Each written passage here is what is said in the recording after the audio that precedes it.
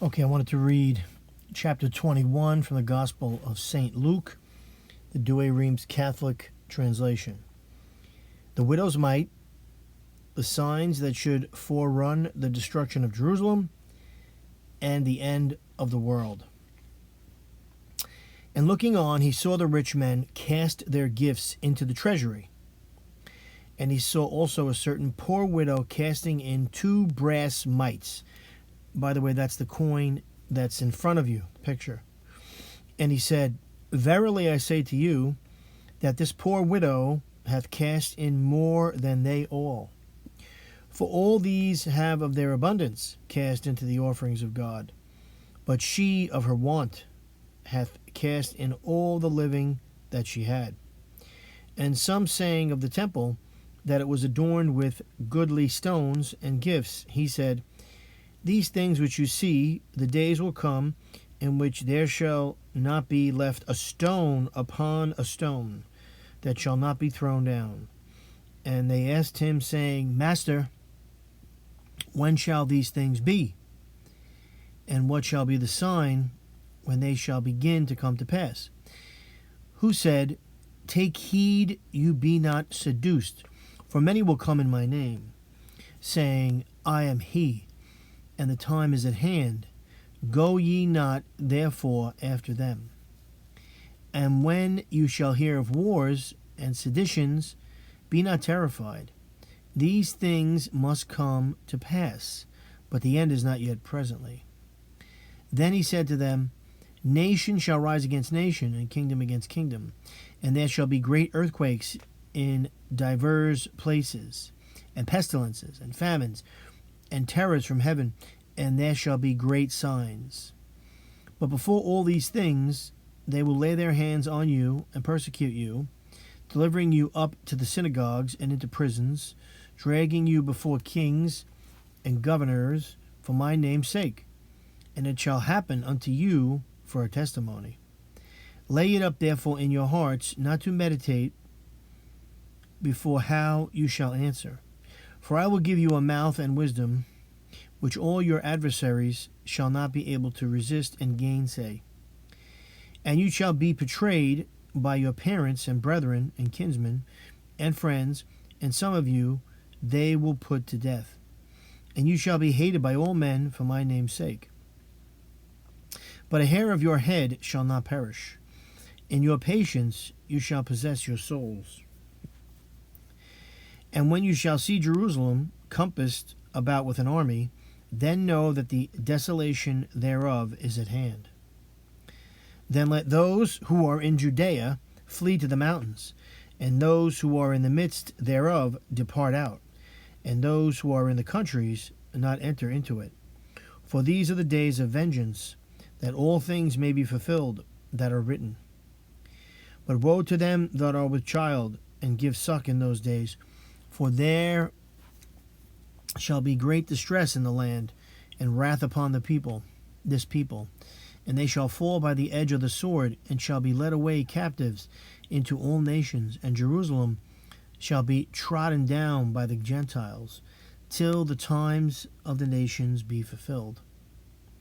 And there shall be signs in the sun, and in the moon, and in the stars, and upon the earth, distress of nations, by reason of the confusion of the roaring of the sea and of the waves.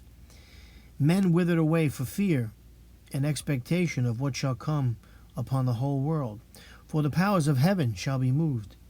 And then they shall see the Son of Man coming in a cloud, with great power and majesty.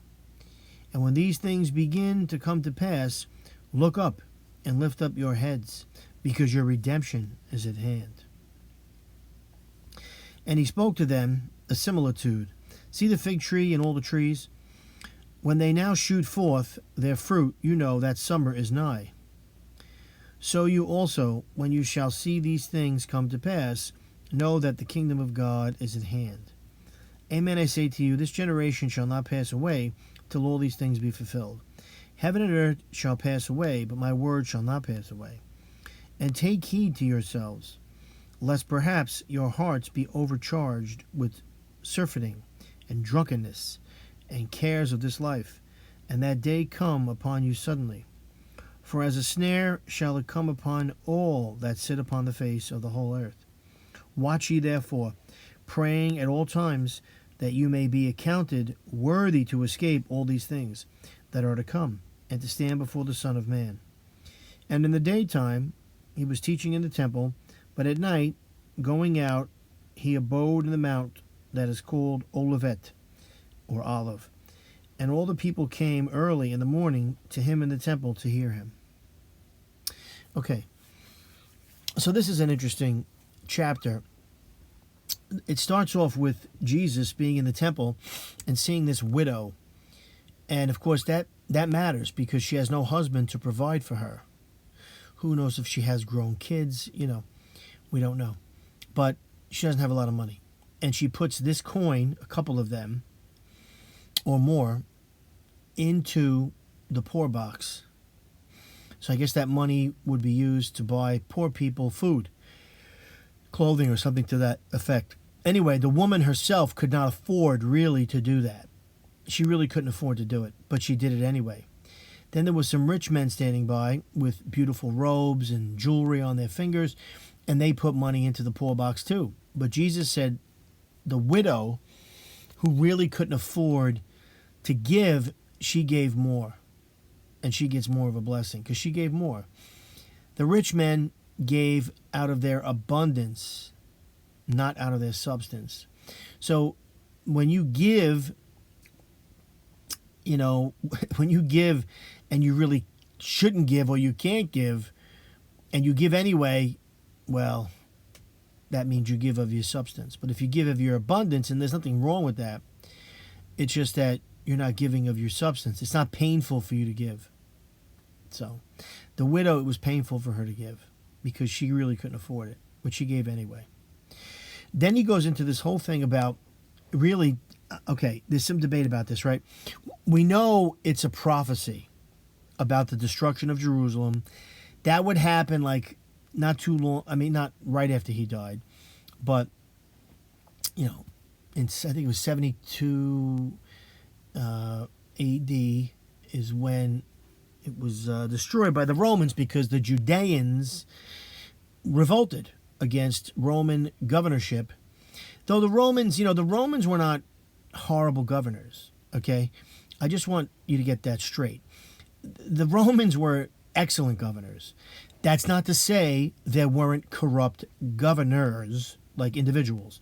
So the Romans themselves, when they went into a land, like when they took England, right, under Emperor Claudius, they improved the place.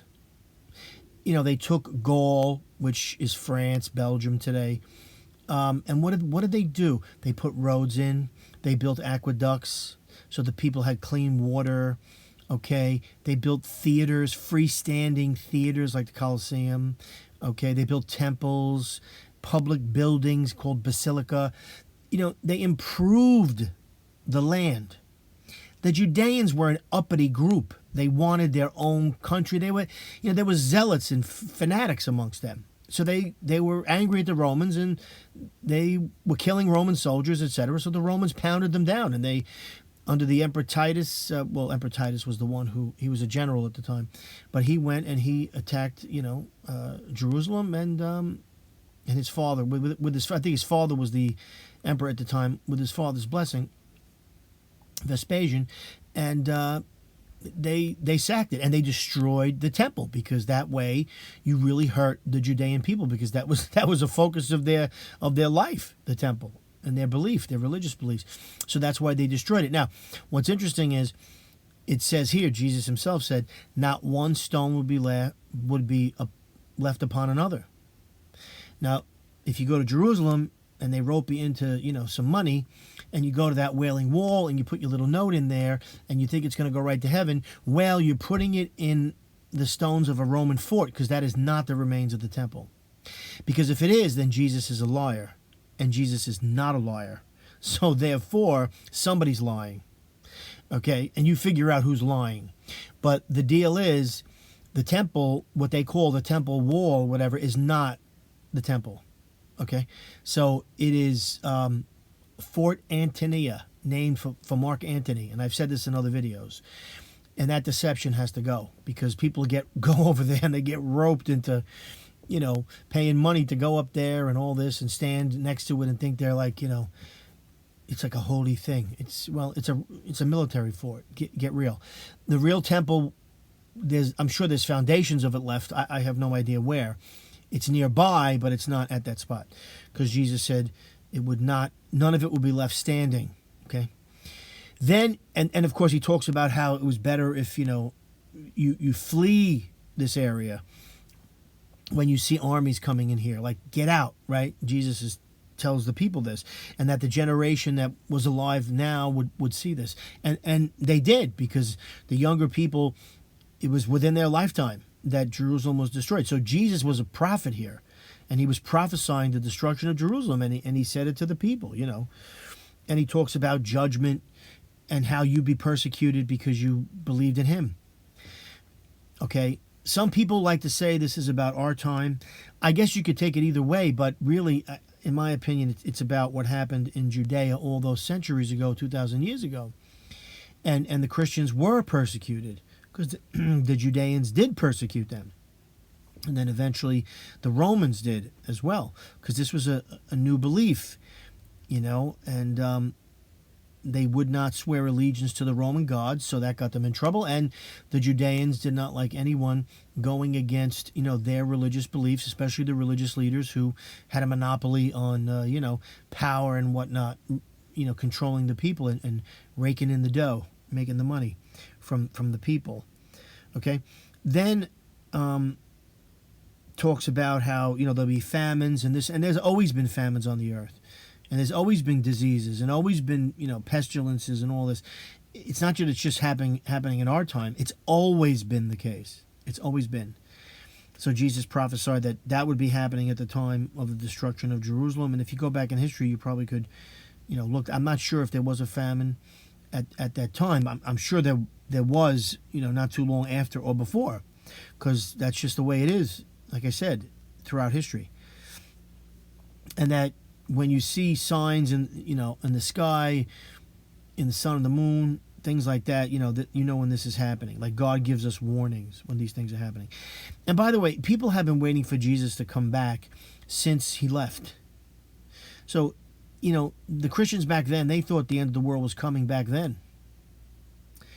I don't think the end of the world is coming. I think a big change is coming. Huge, tremendous. That's going to, destroy, the devils that are controlling things. But I don't think the end of the world is at hand. The end of maybe the way we have lived might be at hand. Okay.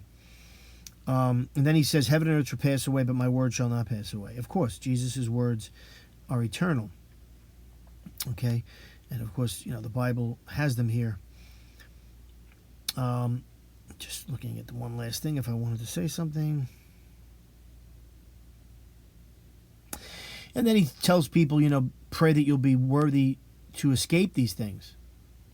Escape the destruction of Jerusalem and being attacked by a foreign army. And they were. But, like I said, the fanatics amongst them brought this wrath of the Romans upon them. And Jesus knew that it was going to happen, and he prophesied it. But you may take it differently, and that's up to you. Okay, hope you enjoyed that. Take care now.